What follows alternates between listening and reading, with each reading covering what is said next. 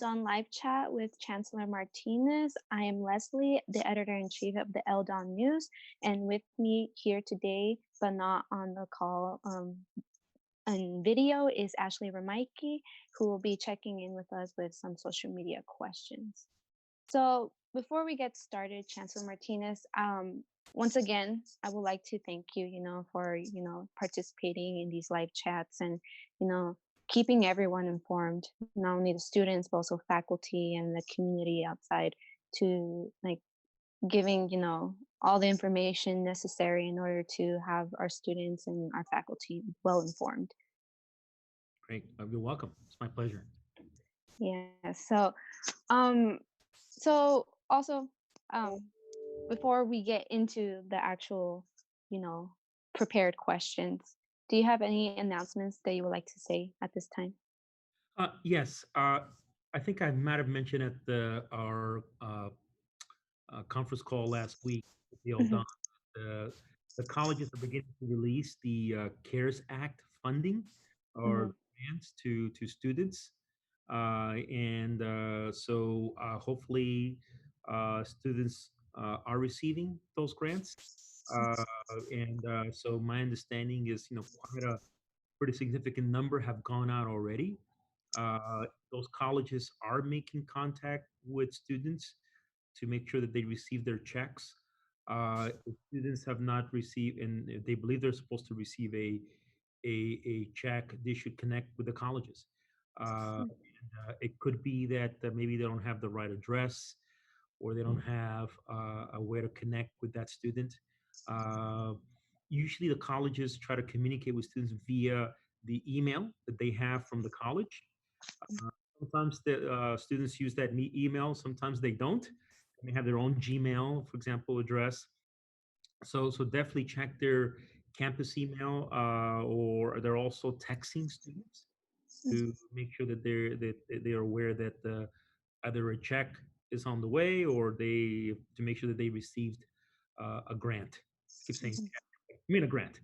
Uh, so um, so again, I urge students to check, and if you have not received anything, to please connect with the colleges, connect with the financial aid offices, connect with maybe your counselor, but again, connect with the campuses because we want to make sure that we can get those dollars out to students.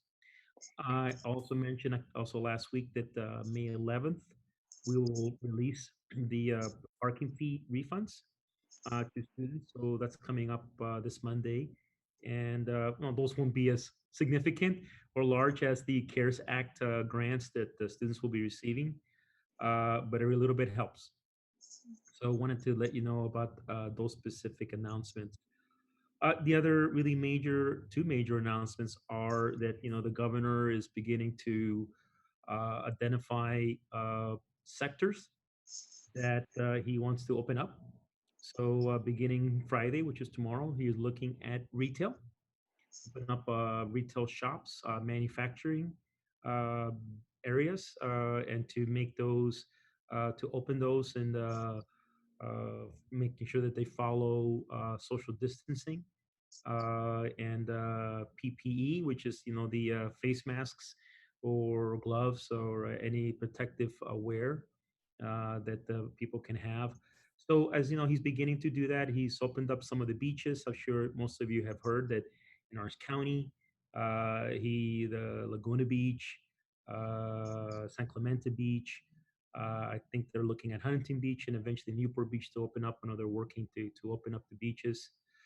Also, eventually, some of the next sectors that they're looking to open up are, restaurants, small businesses, sporting goods stores. So they're beginning to uh, lessen the executive order, and again, in order to put the state back on the road to economic recovery. Uh, this morning also the governor talked about the status of the budget, which I'm sure Leslie, that is in terrible shape. It's going to be devastating. The cuts are way beyond what we had back in what's called the Great Recession that happened around 2008, 9, and 10, where we saw obviously a lot of cuts, and the cuts that we're seeing are enormous. So the state has a deficit of $54 billion, and which is just a huge amount.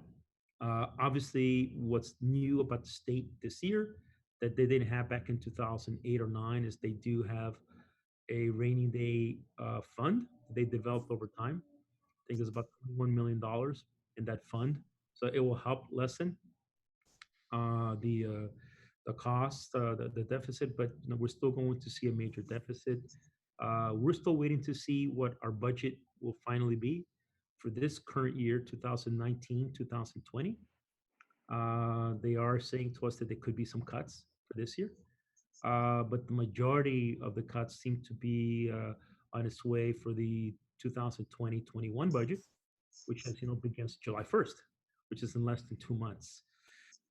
So obviously, why is the economy in bad shape? I'm sure you know that too. It's that we have almost 34 million people nationally who are unemployed. The state is going to be releasing information that 18%. There's an 18% unemployment rate in the state of California. Other counties have higher. For example, here in Orange County, they're projecting close to a 32% unemployment rate. So the state budget is developed upon revenues. So 67% of the revenues come from personal income taxes. Well, if you know that less people are working and they're unemployed, they're not going to be reporting that many taxes. So there's less money coming there. 18% of the revenues come from sales taxes. Well, you know the answer to that no one's buying anything. No one's, and so the amount of sales that are being made are really small and minimal. So again, all of the state's budget depends upon revenues that are being generated, and the budget that we get are based upon, of course, those revenues that the state receives. So we're all waiting to see what we get, and then we need to start planning and preparing for that. Our goal is always and continues to be to keep our classes intact, to keep offering the classes that students need so they can complete their program of education, either at SAC or SEC. So that continues to be the priority, but it's going to be a difficult year. I'm not going to tell you that it's not. It's going to be a very difficult year, and that's what the governor reported in today's press conference. Yes, well, thank you for sharing that information. And you actually did touch on a question that we had prepared, and it was about like the distribution of the CARES Act money. So we have been getting a lot of questions about that. So just to clarify for everyone, Okay. these distributions are automatic, or they are not. Students don't have to like fill out an application or anything like that, right? No, I don't believe that they have to. So as you know, the funding that we received. So 75% of the funds that we received were based upon the number of students who are Pell Grant recipients, right? So we know who are the Pell Grant recipients on the campus. So all Pell Grant recipients will get a grant from the CARES Act. Mhm. The other 25% are for non-Pell Grant recipients. So those they will still get a grant from us, but that number of students is not as big as the other 75%. The bottom line is obviously we're not going to be able to give everybody a grant. We didn't get that money. That kind of money would it needed to have a much bigger allocation. Um, so we're going to give what we can. So when we receive the allocation, so again, if you combine both colleges, we're talking about $8.4 million. So they wanted us to distribute half of that. So 50% of 8.4 is a little bit over $4 million. So uh, so that's the money in essence that's going out to students, both at SAC and SEC. And you would think that would be enough, right? Sounds like a lot of money, but we have a lot of students, and we divide up all the students. And if let's say we wanted to issue a grant of $300 times all the students that we have, just not enough money. We just, we wanted to make sure that we gave students a significant size a grant where they can do something with it. So we didn't want to just give $100. $100 is good, but it's not a lot. We wanted to make sure that students receive a decent grant. Um, so anyway, I think that this is hopefully one of it's not the only federal stimulus that the government is working on. My understanding is they are working on another federal stimulus that will go out to the public. Uh, Hopefully, a portion of that can also go out to students, just like what we have now with the CARES Act. So, I don't know when the stimulus will be completed, but there's a lot of discussion and negotiation taking place out in the Congress. I think, in my opinion, they don't have a choice. Things are pretty bad out there. So, they need to find, this is the federal government, they need to find a way to get more dollars to the states, which is, again, something else that the governor talked about today, that there's only so much the state can do with this uh, recession. Um, and we do need help from the federal government. So, anyway, so that those are, you know, many of us are advocating actively to get our federal government to give us more, because we're going to need their help. Um, so because the COVID-19 pandemic, it's going to last for quite a while, as I'm sure you have read about, and we're talking about at least another year or two before things get back to normal. So in the meantime, we want to give out whatever the feds have given to us, so we can give out to students. I think I remember talking to you before about that the Governor Newsom uh, was planning to give checks to undocumented immigrants. So that's being held up in the courts right now. The governor and the state of California was sued uh, because they felt that it was violating the California Constitution. So they're holding up those dollars. It was going to be basically undocumented immigrants were going to receive a check of $500. And again, this is part of the $125 million um, earmark or allocation that the governor wanted to make to undocumented immigrants, uh, because many of them did not benefit from the CARES Act. The CARES Act, did not allow us to give money to undocumented immigrants and or undocumented students or AB 540 students. So, so right now the money's being held up in the courts. Hopefully, they can try to resolve that as soon as they can, and those dollars can also go out to our undocumented students. Yes, of course. And Oh, actually, ask a question in regards to the CARES Act. Yeah. So you said that 25% of students that will receive the CARES Act are not Pell Grant recipients. Are you able to specify the requirements or what constitutes the other 25% of people that will be getting grants from the CARES Act? Yeah. No. So what I was describing is the $8.4 million allocation that we received was based upon 75% of it was based upon students who are recipients of a Pell Grant, and the other 25%, and basically I think what the feds did is they did an average number, but the other 25% is for students who are non-Pell Grant recipients.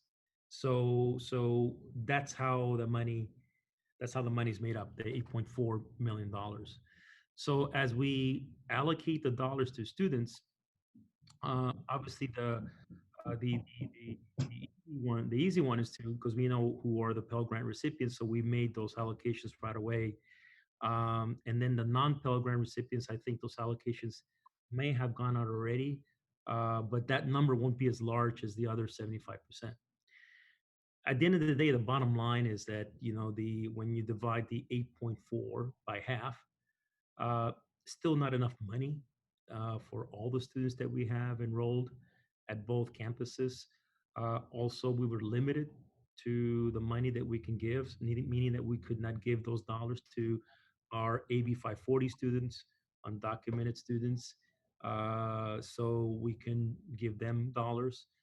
Um, so yeah, but like I was saying to Leslie, eventually, hopefully, there will be another federal stimulus because even if the students, obviously, we give them this grant, still not going to be enough money. The cost of living in Orange County is one of the highest in the country.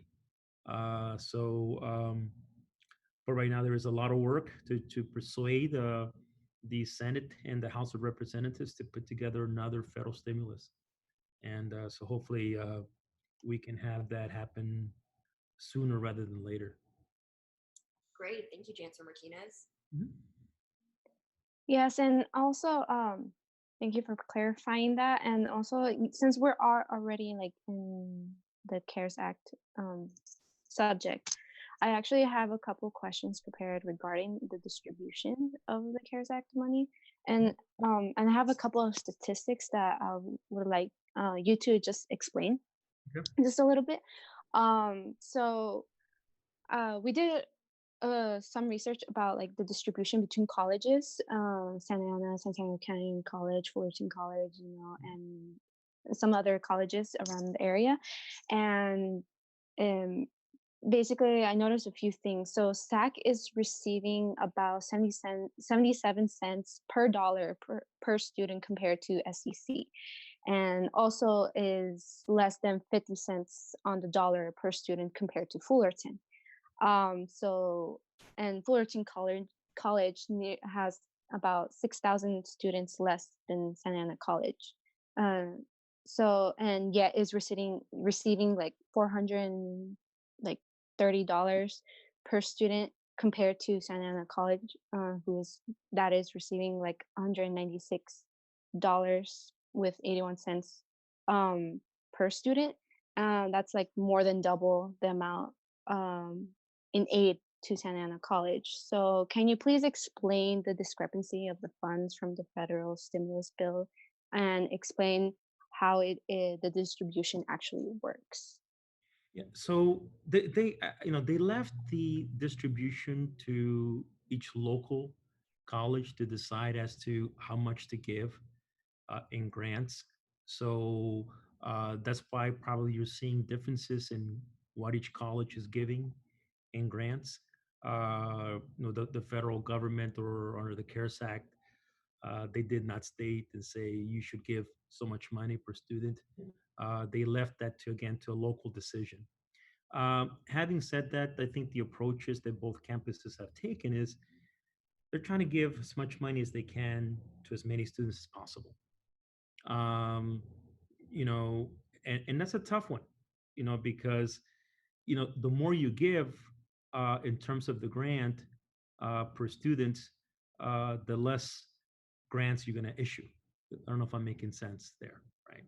So I think the approach that both campuses have taken has been of one of they're trying to distribute and help out as many students as possible, and probably as a result, they cannot give as much per grant because they want more students to have some of these dollars. Uh, Fullerton probably also received a lot more than we have. So the total allocation, I believe, for Santa Ana College was $5.5 million. I think Fullerton was about eight, just for them. I think it was closer to $9 million. So they received a lot more, and that also I'm sure makes a difference in terms of how many more they can give and how much money they can give also per grant. So it's hard to compare because again, not everybody received the same exact amount.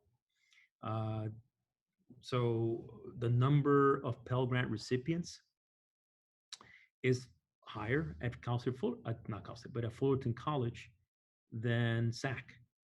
Uh, a lot of our students at SAC happen to be part-time students, a really large proportion of the students. So many of those students obviously don't apply for Pell Grants. The majority of the students that do apply for Pell Grants at SAC are the full-time students. But yeah, the number of part-time is a lot higher. I don't know what those numbers are at Fullerton College, but on a basis of the allocation that they received, obviously I would have to say that the number of students who have received Pell Grants is higher at Fullerton than it was at SAC. Um, so anyway, so it's hard to, again, it's hard to compare. I think what SAC and SEC are trying to do is they're trying to cover as many students as they can. They want as many students as possible to get something out of the CARES Act. Uh, the challenge is when you do that, then you can't give as much. You know, um, so yeah, it's a dilemma. It's a dilemma, and I think that they're trying to help again as many students as possible. Um, but as I was saying to you earlier, do you want to give a grant of $100? That's great, but it's not a lot. It doesn't cover a lot for you. Obviously, the more that you can give, the better. But the more that you give, then the less students that you could give a grant to. So, there's not a perfect combination or situation. Um, but yeah, that would be the best way for me to explain it without getting into a lot more details. But that would be the to explain it in layman's terms, I guess, as opposed to get into a lot of detail. Yes, of course. And well, thank you for, answering that question. I know it's a lot of facts and a lot of statistics, and it's a little difficult to answer, but, thank you for, answering the question. And then we'll just move on to the next prepared question. So you actually talked about like our students, how like uh, how we're trying to help them in every way possible, to keep them in school, keep them enrolled and stuff like that earlier. Um so Santa Ana College has over 800 excused withdrawals as of last week based on COVID worries. Yeah, And we've also spoken to many students who said that they're dropping classes with a W and may not be enrolling again until on-campus classes resume. right. So, how important is enrollment this semester and next to our district's financial health? Well, it's important. At the same time, earlier this week, we did get directions and guidance from the state chancellor's office in Sacramento that we can be reimbursed for those losses that we're going to take for those students who are withdrawing. Mhm. Because it's understandable. I mean, a lot of students are withdrawing, and it's hard to say just one specific reason for why they're withdrawing. Usually, it's like several reasons. One reason could be that they're not satisfied with the quality of instruction. Another reason could be the learning environment at home. It's just not conducive. It's noisy. It's too many disruptions. Another example could be that they found a job and which are hard to come by today, and they don't want to lose it. I mean, there's a number of reasons. Obviously, another major reason that we're finding from the surveys that we conducted, students prefer face to face, and I get that. Uh, but what's the other option? The other option is, do we bring students back now? And I think to me that would be a mistake right now. Number one, we couldn't do it because we don't have authorization from the governor anyway to bring classes back. He has not provided guidance to schools about how they are to come back. He's mostly focused on retail and manufacturing, and eventually it will be restaurants and so forth. He's not provided guidance yet to any entity that has to do with mass gatherings. right? So who are mass gatherings? Well, Disneyland is one, for example. So they don't want to bring all those people together and have it spread in mass. Sports teams, the Angels or the Dodgers, and that's too many people.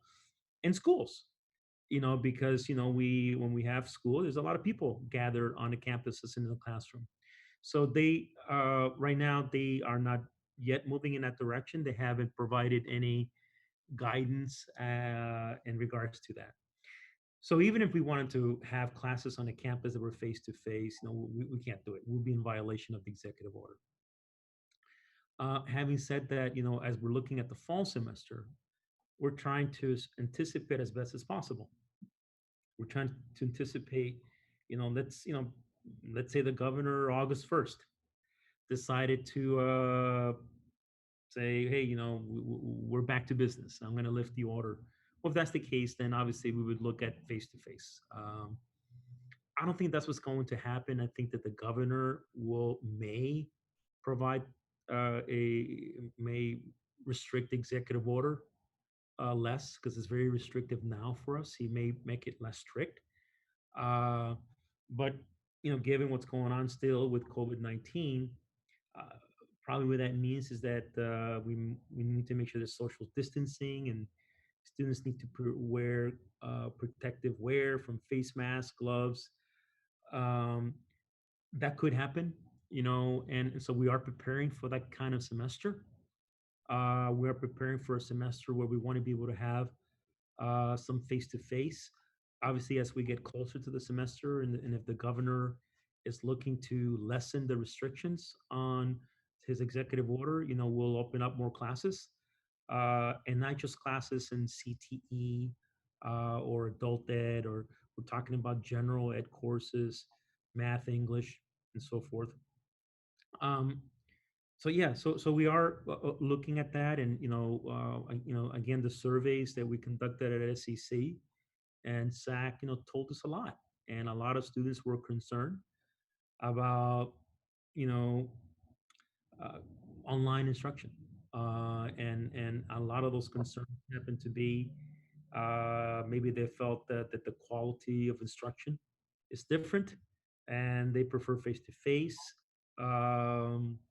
A lot of them did talk about because many of them gave us comments. Many we're talking about, I think at SEC, almost 730 or so students gave us comments, and many of them basically were talking about the fact that the learning environment is terrible at home. They don't have a desk in the room. They don't have their own room. They share a bedroom. The house is too crowded. It's too noisy, and the others also mentioned that some of them don't have internet service, and they need to access somewhere that has internet service. Uh, so yeah, so there was a number of reasons, but also a good number of them also talked about the quality of instruction. And so no doubt, when we switched, remember we switched over a matter of 3 days or so. So so some were able to learn it quickly, learn the new technology and adapt it, and utilize it in their classes right away effectively. Others, yeah, they need more training. And so as we complete the semester, we'll have more training for faculty. Um, but also at the same time, Leslie, there were a number of students who said they they like online. They like it a lot better, and they feel they're learning more. So so we learned a lot through this whole process. But I do understand the concerns that students have, and we're seeing that those concerns expressed throughout the country now, where students, I think at USC, they're suing. Some of them are suing USC uh, because they feel the quality of education they're receiving is not as good, and that's not what they paid for. Having said that, USC is $75,000 to go there. We're not 75,000. So it's a whole different situation. I mean, if I was a parent, I was paying $75,000 for my son or daughter to go to USC, I want some of that money back too. But yeah, so ours is a little bit, obviously it's not that kind of cost at all, not even close to that. But still, we are concerned, and that's why we survey students, and we learn a lot from that survey. Remember, that survey was done back in March. I think it was late March to early April. So we want to survey students once again once they complete the semester to hear more, because when we surveyed them, they had been maybe in class 2 3 weeks at most. So now that they've been taking online courses for a good number of weeks, I think they'll give us even a better idea or sense of how they feel about it. Yes, of course. And you actually did touch on another topic that I wanted to talk about, which is like the quality of like online classes. And we've been getting reports from, faculty about not getting the proper equipment to teach their classes.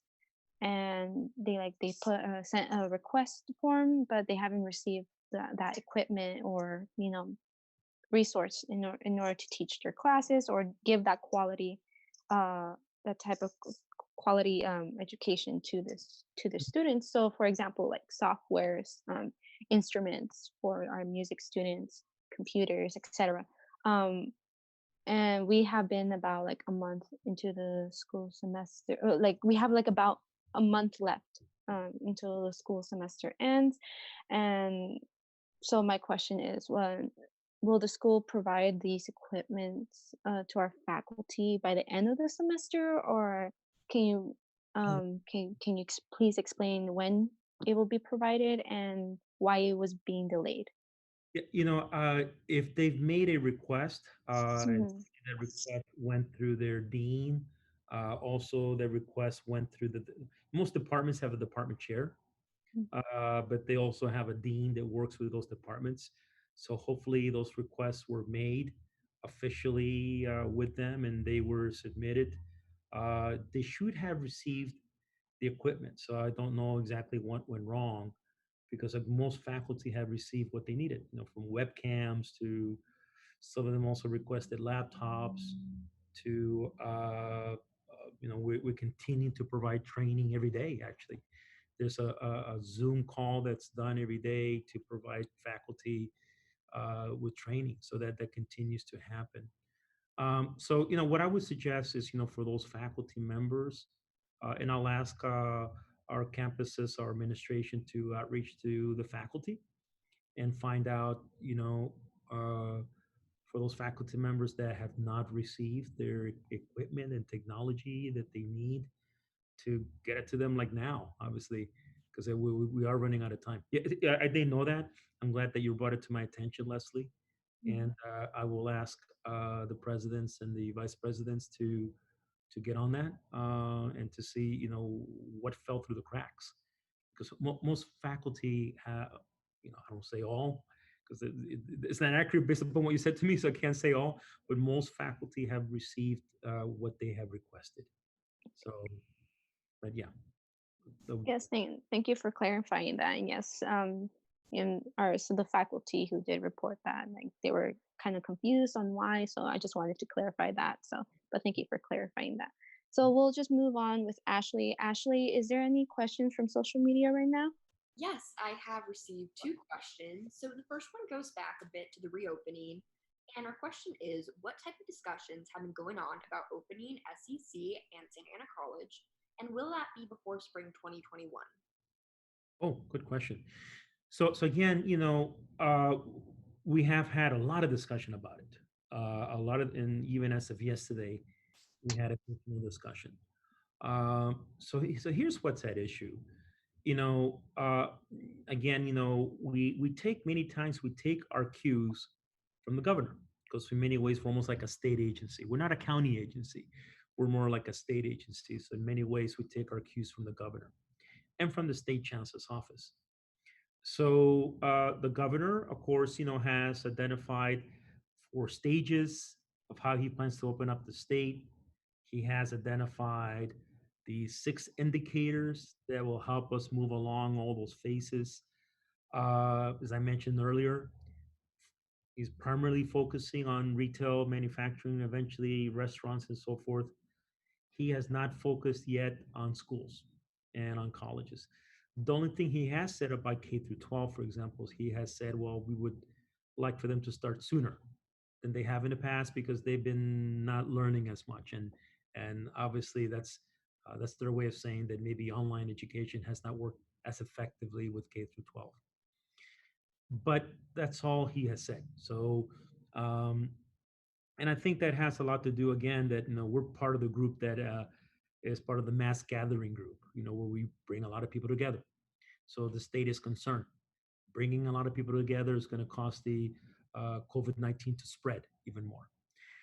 So, so what we're doing right now is that obviously, we're planning on a semester that will be largely online. There'll be some face to face, but we also have other plans just in case. So, and as I explained to you, Leslie, so let's say the governor August 1st, which is a lifetime, by the way things are going, things change every day. So August 1st, things could be different. Things could be better, meaning there could be less individuals hospitalized. The number of deaths could be a lot better, a lot less. We could be past our peak, and and going down, and again hospitalizations, and he could then lessen restrictions on his executive order, and so we're developing a plan that will have a number of triggers to it. So what does that mean? What that means is, so let's say July 1st, the governor talks about, look, I think that I feel better now about lessening restrictions for schools and colleges. Great. To me, that would be a trigger to tell us, hey, we should begin to implement a plan where we increase the number of face-to-face courses, and we increase those numbers again, not just in CTE, uh, fire tech academies, police academies, but also in general ed courses. The STEM courses, English, humanities, and so forth. Let's say August 1st, he comes out with another announcement and states, you know what, here's my plan, and I'm gonna lessen restrictions. I encourage more face to face. Then that would be another trigger that tells us, hey, we need to implement the plan where we have more face to face. So again, I think that what I'm trying to say to all of you is that we're following the governor and the guidances that he's providing. And but as of today, from what we know today, he hasn't done that. So, but we stand ready in case. But we're right now, like I said, we don't know what he has in mind for us, and for when. So Great. And following up on that, when we do eventually return to campus, what kind of testing and contact tracing will occur to keep students, staff, and faculty safe? excellent question. So I'm sure that's part of the guidance that the governor gives when he states that he wants us to come back face to face, or again lessen those restrictions. I'm sure he's going to say, well, I want again PPE, the personal protection gear there, and he'll say that he wants students to have that.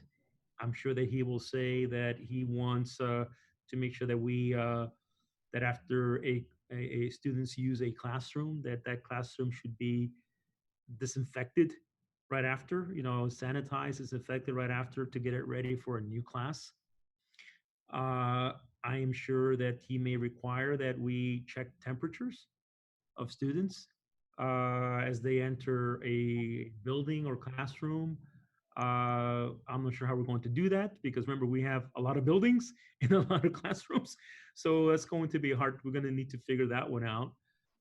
But I am sure he's going to provide all those guidances and requirements. I just don't see any other way that they cannot do that. Again, that's part of our new normal. We keep talking about the new normal. The new normal would be all of us wearing face masks, many of us wearing gloves, uh, getting our temperature checked as we enter a building and possibly a classroom. Probably what you'll see in a lot of our buildings is we will, in a lot of our offices, for example, student services, like admissions or financial aid, we'll probably will have to install the plexiglass that all of you see when you go to supermarkets and you see that in front of the with the cashier. You probably will see that also in addition to social distancing. Yeah, the world will be different, and and so I'm sure the governor will provide guidances. It doesn't mean that that's all we have to do. We definitely can make it even more safer and more stricter if we need to do that. And but yeah, it's again, the new normal will be different than what we ever had in our lives. Great. And following up on that one more time. So, when the campus does reopen, should faculty and staff, in your personal opinion, over 60 be able to return to campus? Is that a concern at all about the age of certain professors and students? Yeah, right now, there's an advisory that I believe that if you're 65 years and older, should try to stay home. Again, it's an advisory; it's not a mandate, and it's not a requirement. So we do have some staff that is some of the our what's called the key essential staff that are coming in. They are 65 years and older. Most though are working remotely. Um, Again, we will wait to see what the governor states as to what will be the guidances. Uh, but I can tell you right now that if the governor stays consistent with social distancing, what that means for us and many of the offices that many of you have visited on the campuses, well, we can't have as many people in those offices because there's no way that we can keep them separated by 6 feet. So there'll have to be less people in the offices. We will probably have to create staggered schedules. What that means is that not everybody can be off in the office at the same time. Only a certain number of people in the morning, maybe a certain number of people in the afternoon. And maybe some staff works 3 days a week. Other staff works in the offices 2 days a week. I mean, we'll need to create different type of scheduling so that we can have social distancing in all those offices. Again, all of you have visited your admissions offices. You see how many people work there. You visited financial aid, other administrative offices, and for the most part, kind of everybody is kind of packed in there. But we can't do that any longer. So even if people come back, they can't come back anymore at the same time because we can't meet the guidelines if they do that. So I believe that we will have people working on a campus, but we still have also a number of people working remotely. Um, and probably the same thing with classes. We can't, you can't have 40, 50 students anymore in a class. If they're separated by 6 feet, you can only maybe fit half of them in there. Um, so yeah, so we need to figure that part out. That's not an easy one because if you have a class of 50 students and let's say you can split them up with social distancing, that's 25 students per class. Then that class is no longer just one class, now it's two classes. And we'll need to figure out, is that now going to be taught by two separate instructors? Or so anyway, it does complicate how classes are offered, in a classroom. And also again, whether it's conducive to do that. And yeah, so I think what a lot of our staff are doing is they are visiting the classrooms, trying to see which classrooms are conducive to separating students by 6 feet, and at the same time, the faculty member who is out there standing by the chalkboard or by the board, they need to be separated also by 6 feet from where the students are. Yeah, I mean, it won't be easy, but I think that we want to do what we can to have face-to-face courses. We want to do what we can for those students who want to come back also face to face. Um, but again, Great. Thanks for that info. yep, yep, thank you. Yes. So, I know you were talking about a little bit about like, the plans that we have for our future, online courses that we may have, or, um, and following, the governor's, you know, guidelines. And I know this happened a while ago, but I wanted to talk about and ask a question about Measure L. Yes. Um, so there was a meeting yesterday regarding the Measure L, Mhm. and I know that it was put on the ballots to to ask taxpayers for more funds, and but it didn't go through. Right. So are there any plans regarding to upgrades to Santa Ana College?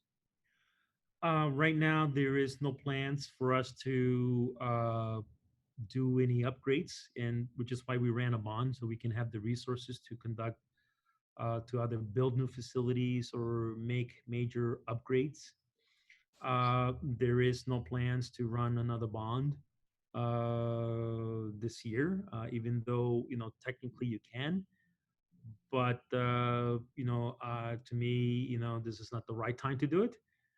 To run another bond in November when and to ask people to pay more taxes.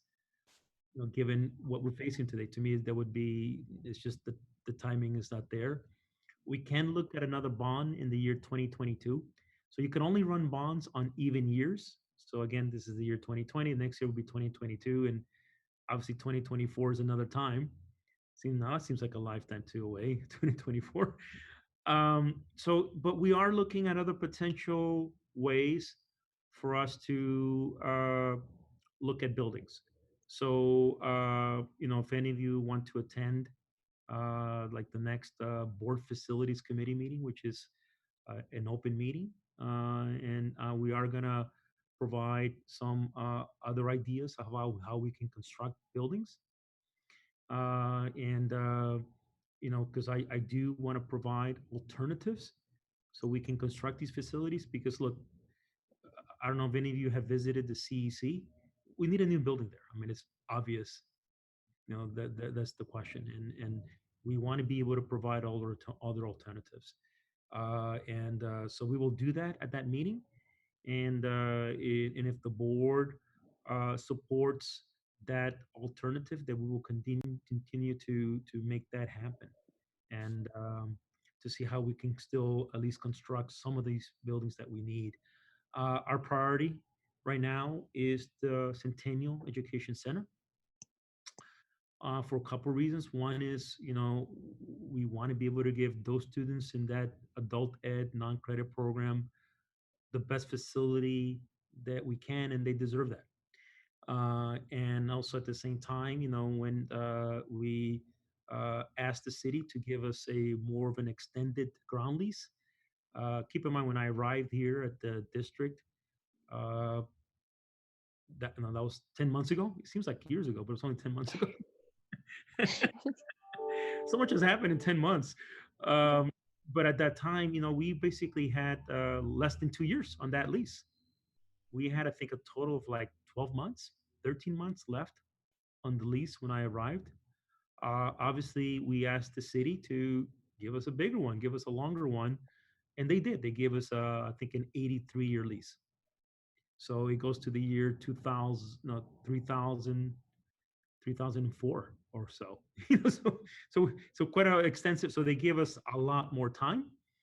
But also, the city asked us, well, what happens if your bond doesn't pass? Are you still committed to building a new facility over at the Centennial Education Center? And obviously, our response was absolutely. If we can get the bond passed and it could cover the cost of the Centennial Education Center, that's our priority. But in case that doesn't happen, we still will work to make that happen.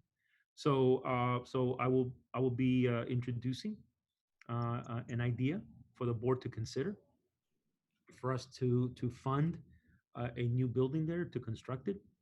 And if that goes well, then we will move in that direction. So yeah, it's unfortunate it didn't pass, which is really what the meeting was about yesterday. Is we wanted to provide an analysis of what happened, and which maybe some of the time you can ask me about it because it's pretty extensive presentation. It's almost an hour long. Um, but I think that again, the bottom line. Uh, well, I don't believe there will be a bond this year. maybe 2022, but we don't. It's quite a ways before we have a discussion about that. Yes, of course. And I remember that, the Measure L was a big discussion, not only among students, but just among the community. But then coronavirus hit and a lot of things happened after that. So a lot of people were like wondering, about that. So thank you for, answering that question. And I know this is a huge jump from Measure L to this next question, but this I wanted to talk a little bit about Dr. Rowe's retirement announcement. So I know last week I participated in a conference with ASG and Dr. Rose, and she gave her side of the story why she wanted to retire and everything. So, and but I didn't get the chance to ask like a lot of questions because we only had a limited amount of time. So, but I wanted to ask you about her retirement announcement. So, um, what do you think about Dr. Rose's retirement announcement? What are the qualities you are looking for in a new president? Will this position will this be a position you'll look to fill, or will somebody be in place temporarily? Mhm. Were you aware of her retirement when you assumed this position as chancellor here in this district? And does her retirement have anything to do with her performance? Oh no, no, yeah, it does not have to do with her performance. I really believe that Dr. Rose has done a really outstanding job at SAC. I was not aware she was retiring when I first started here, July 1st, 2019. And So obviously she is retirement age, and she has the right to do that. I would never stop anyone, who's ready at that age to move in that direction. And she felt that this was time for her. And she's been in the community colleges for 26 years, which is quite a long time. I've been in it 31 years I've started in 1989 when I started working with the community colleges and at Cerritos College. And it's a tough job. It's a very stressful job, and it really wears in you, and it's hard to keep going at it. And many times you have to make the professional decision to do something else. So she certainly has the right to do that.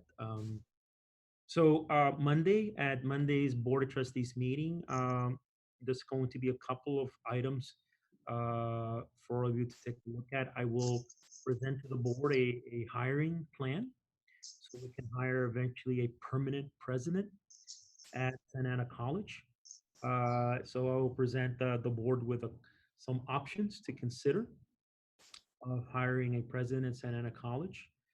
Uh, Secondly, during closed session, I will talk to the board about an appointment that we could make for an interim president to start July 1st because, Linda Rose's last day will be June 30th. So I need to have somebody there, at least on an interim basis beginning July 1st. So I will talk with the board in closed session. And if the board approves, then I will bring the item back with a name that the board can approve on the May 26th meeting. So coming back to our hiring plan, so it doesn't matter what plan we put together, we still need an interim. Someone needs to be there beginning July 1st. But I want to present the plan to the board that we can look at that gets us the best candidate that we can. Look, SAC is an important campus. SAC makes up 70% of our revenues in the district. It's an important campus.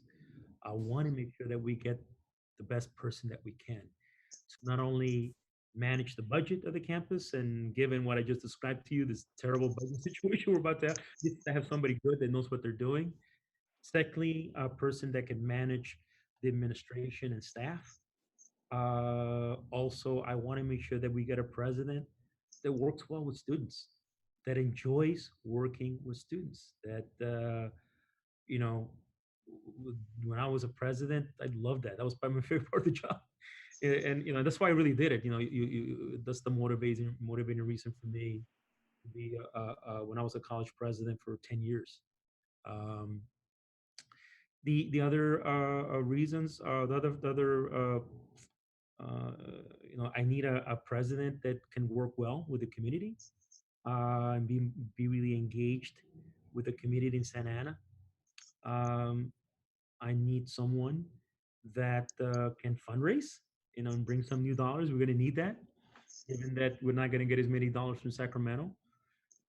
So yeah, so there's a lot that we're looking for, and I want us to take our time, and we will have a selection committee that will be put together, and the selection committee will involve students, it will involve faculty and staff, probably a community representative, and they will have the task of interviewing candidates and referring the best finalists they can to me, and then we will then make a recommendation to the board for a final candidate to be hired. So yeah, oh no, it's been on my mind, and we've been working at it to try to see how we can make this happen. But look, I can't stress enough the importance of SAC. It's a huge decision for us. We want to make sure that we have someone that can follow in Dr. Rose's legacy that she's left for us, and continue to build on it. So that's our goal. Yes, and I just wanted, just kind of like, I'm kind of glad that you guys are taking that into consideration, about, very being very, not, I don't want to say picky, but very detailed about, who the next president is going to be, because I know, talking to Dr. Rose, she did say that it was a very stressful position, but she also did mention that, the best part about it for her was, interacting with the students, trying to see they, how they're doing, and with their, their classes, their education, and all those things. So yeah, I know it's a difficult and stressful position to be in. So I'm glad that you guys are taking that, all those, you know all those requirements into consideration. So we'll we'll definitely look into the board meeting on Monday. But just to move on, before we end the live chat, Ashley, is there any other social media questions? No, currently no questions from social media. Okay. So, um, so what I wanted to get into, next, it's a little bit, kind of a little bit of sensitive topic. So on Friday, we did we were tagged into a post, regarding, one of our faculty, at Santa Ana College being in this, rally, or protest, for the coronavirus, and it was regarding, the dean, Nurse Becky. So I wanted to ask you if the school has a statement regarding, um, um, Nurse Becky's actions. We did have an interview with her, and we did, get her side of the story, but I wanted to see if the school had any statement they will officially want to. Yeah, so on Monday of this week, Mm. the college did release a statement, and I think it went to one of the Eldon reporters. Okay. I can't recall the name of the reporter, but the reporter did ask the college for a response, and so we did release a statement. And just to summarize the statement for you, the statement basically stated that in no way that the faculty members' views represent the college's views, and they don't represent the views of the nursing department. And so she obviously, she's protected by the First Amendment to say whatever she wants to say, and we respect that. At the same time, we wanted to let it be known that it doesn't represent, what the college, what they stand for, and what they and how they feel about the face masks and everything else. So anyway, so yeah, so there was a statement that was made, and Okay. if you don't have it, I can easily send it to you, Leslie. If you want me to do that, I can. It's not a problem. But I know it was given Monday to one of the reporters from the Eldon. Okay. Yes. I didn't hear anything from my reporters, but I will check on them. But if not, I'll if I'll, you can, if I'll get and if you will. I'll get it to you today, and so yeah, we'll Okay. do it. All right. Well, thank you so much. So this will conclude, our live chat. Is there anything else that you would like to add that we didn't get to today, Chancellor Martinez? No, I'm fine. Again, thank you for giving me the opportunity every week to try to tell you how we're dealing with this chaos and all these Hmm. disruptions. And it's always good to hear from all of you, from the questions, and I learn something every day, and I learn something every session that we have with all of you. So, and that's what it's all about. So we can move in the right direction and try to handle these things that we're handling right now. Yes, and I know, um, a lot of administrators, they've been trying to, trying to manage their time, because of this whole coronavirus pandemic. It's been a little bit, hectic for them, schedule, they're trying to schedule their time, their jobs, their families, and I know it's a little bit difficult for them too. But, I really appreciate you, taking like every week, every Thursday, your time to, answer these questions. And I know it may be difficult sometimes, to answer these questions because, some of them are recent, some of them, are like questions that other students have at the moment. So, um, but you're kind of like one of the more active administrators, to answer these questions, and really appreciate it, not only in behalf of the Eldon, but all the students, all the faculty that have been watching this. They really also greatly appreciate the time that you take Mhm. to answer their questions. So once again, thank you, Thank and this will conclude our live chat. thank you. Thanks, Leslie. Thanks, Ashley.